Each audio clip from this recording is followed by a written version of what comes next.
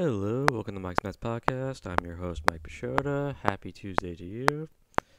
So, I don't normally record after games where nothing really happens.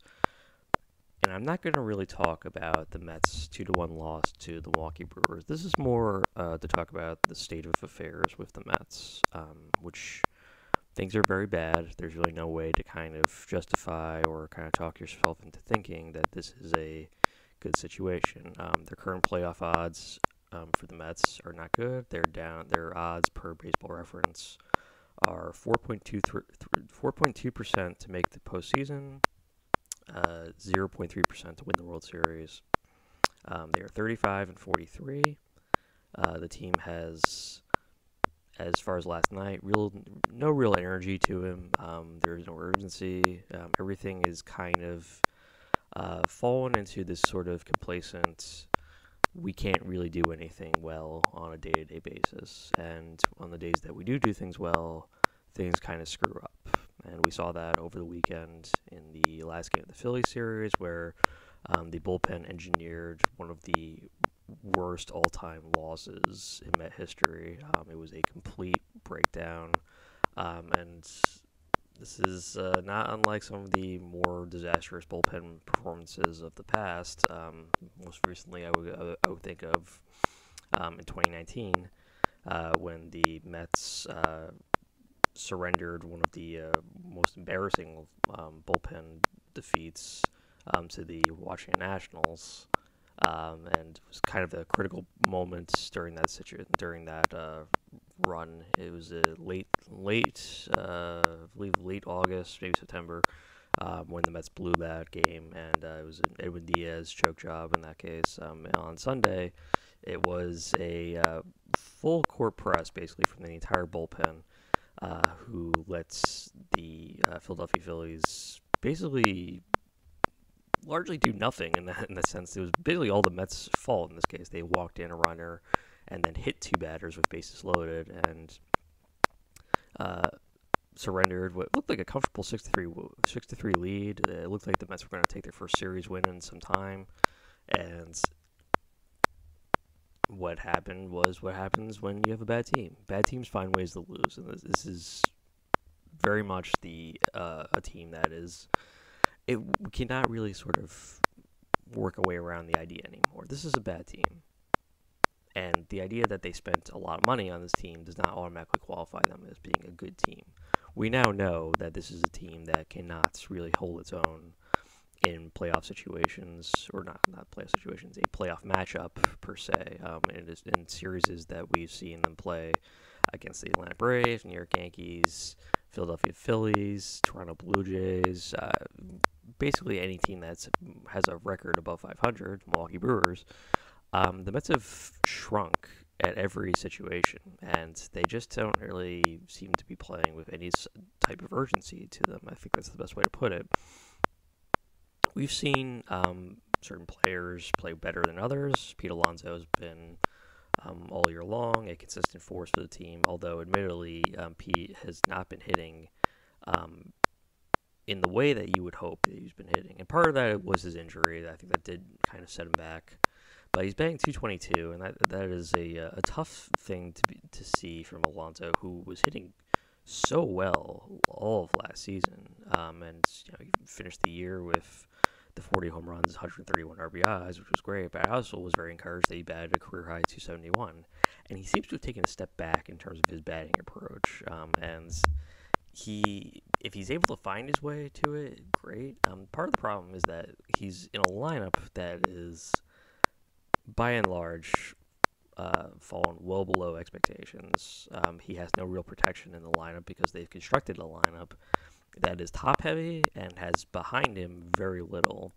The guys that he needs to be protecting him, guys like Daniel Vogelbach, Brett Baty, Francisco Alvarez, they're not really playing at a level that you would be hoping for. Alvarez, after that incredible May, has taken several steps backwards. He's now batting down to his batting average at 220, OPS down to 742. He has not been flexing the power bat. Part of it is just him I think, being a little over aggressive at the plate. And with a guy with as much power as Alvarez, the expectation is that he's going to be swinging for the fences a lot of the times, and that can leave him open to situations where he's going to strike out a lot, or where he's going to be pin pop flies, and that's sort of what we've been getting from Alvarez. It's been a lot of over games, not as many games where he's contributing at the plate. The other big disappointments this year: Jeff McNeil, Francisco Lindor. This is supposed to be two critical pieces. McNeil, the reigning batting champion; Lindor, one of the highest paid players in baseball. And Lindor has worked his way out of one of his more funkier stretches, and he's actually hitting at a fairly decent rate. Again, not very high in terms of his batting average. He's still batting only 223 on the year, but could be doing a lot worse. And I'm encouraged by the fact that he's been getting on base more. He's been securing base hits, and he's got his OPS all the way up to 747 now, which is not great, but could be worse. And the last piece here is Brandon Nimmo, and Nimmo was one of the key re-signings for the Mets. They spent a lot of money to bring Nimmo back. Nimmo's had what could be accounted for as a good year, I suppose.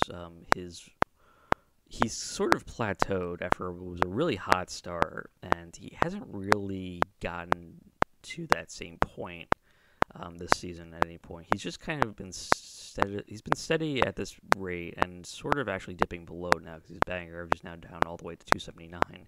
So we never really expected Nimmo to be hitting 300, but it's a little discouraging to see that he's sort of regressed into this player that is not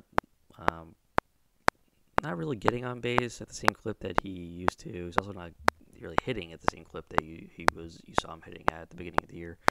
And ultimately, you're looking at this lineup and saying, what exactly did they think this lineup was going to be when they put it into position? And honestly, we all kind of expected this to be the case. We knew that the key guys were going to have to hit, and because the key guys are not hitting, the lineup looks like a train wreck. Now, if we were to look at this team and say, and let's imagine in some imaginary universe that Jeff McNeil is batting 300, Francisco Lindor is batting, like 275, Alvarez and Beatty were both hitting in about 275 as well. Let's pretend like that lineup actually existed. The team would look a lot better in this case. You would think a lot more highly about, like the expectation of where they're going to finish, and say this is a team that could potentially finish in the playoff situation, maybe a wild card team. Sadly, we do not have this team. It's actually a really poor excuse for a lineup for the most part. I think it's embarrassing. I mean, it's truly that. And I said this the other day. I think we've reached our lowest point for this team, which was on Sunday, and it was that bullpen debacle. We really can't improve, or actually get worse than that. I'm going to say that there are chances to improve, but the Mets have sort of adopted this attitude of we're just going to let things play out, which is a very dangerous mentality, because I think you run the risk of everyone sort of saying, okay, this season's a lost cause. We're not going to do this. This is not going to happen actually this year. And you didn't really see this sort of situation last year.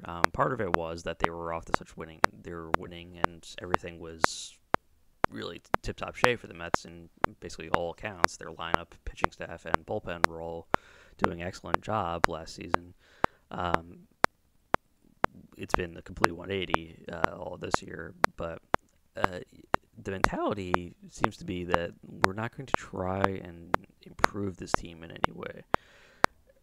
And by improve, I mean remove the elements that are hurting this team on a daily basis. And part of the problem has got to be the coaching staff as well as the front office. And Billy Epler, I have made it very clear, and there's no real confusion as to my meaning. Billy Epler is I think, a terrible general manager. This team that he constructed, and make no mistake, this is his construction. I know a lot of the pieces came into place before he was named GM.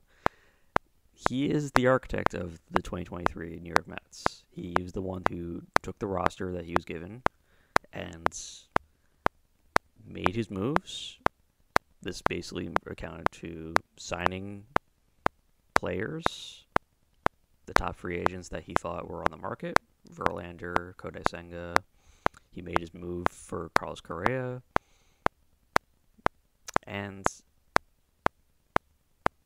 there's really nothing you can say about this team that says, okay, this was a poor job. Now, there are some who will make the excuse for Epler that he basically got unlucky. He was basically unlucky with injuries early in the year. Verlander getting hurt, Quintana getting hurt, Edwin Diaz, of course, that was a major situation where it completely affected the bullpen that Epler had constructed. However, if your team can so easily fall apart after one or two or three injuries early in the year, did you actually construct a good team, or did you construct a team that was basically a house of cards? And House of Cards looks great until it all falls apart.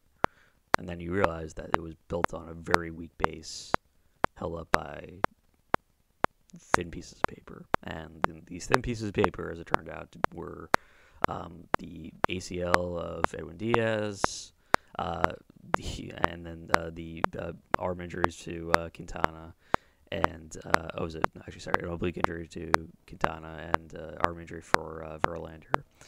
And these issues that they are experiencing cannot really all be totaled up to the coaching staff. In particular, Buck Showalter. I do not think Showalter is the fault. I always am a little surprised when people blame the manager for a team's struggles. It's natural because they are the head of the food chain here. They're not the one who constructed the team. They're given the team, and the manager has to make do with what he has. This is why you can't really blame a last place team for their. Can't blame the manager for a last place team. Let's say that, and because of that, it's hard to throw all of the blame at Showalter. That being said, he has made some questionable moves. In particular, his bullpen use on Sunday, which screamed more or less that he didn't want to use his critical relievers the day after the game on Saturday, where he'd had to use David Robertson, and he didn't want to bring in Robertson the next day, even in that situation where he had the bases loaded and he had a potential dumpster fire on his hands. The bullpen usage with Showalter has always been a little questionable. He likes to use people in very specific ways, and he does not like to use people on back-to-back days. In this sense, it was absolutely necessary, and it was a win that he shouldn't have let get away from him. His defense of everything afterwards was probably the most concerning thing. It felt like he was really out of touch because he was basically very defensive about it. He didn't seem to like the fact that the media was questioning him about his bullpen usage and would he have done things differently. He said no, this was what he needed to do in this case. I'm paraphrasing there. And it's really hard. It's, again, very hard to throw all the blame at Showalter, but you can't really make moves like that and then expect no one to sort of question you. And it's rightful for people to think, is he just kind of at his wit's end? He doesn't really know what to do in this case with this team, which is an understandable attitude. I wouldn't blame him if that is the case, but it's hard to figure where exactly Showalter's mentality is on a game-to-game basis, because it feels like he is obviously dissatisfied with the team's progress. yet we haven't really seen him throw back any sort of emotion or fire towards the team. And I think you could point it towards that the leadership on this 2023 team has been a little bit lacking. And part of it is that the team's leaders are not playing very well. So it's hard to sort of, when you are playing at such a low level like Lindor and McNeil are, and those are two guys that are expected to be the veteran forces of the clubhouse.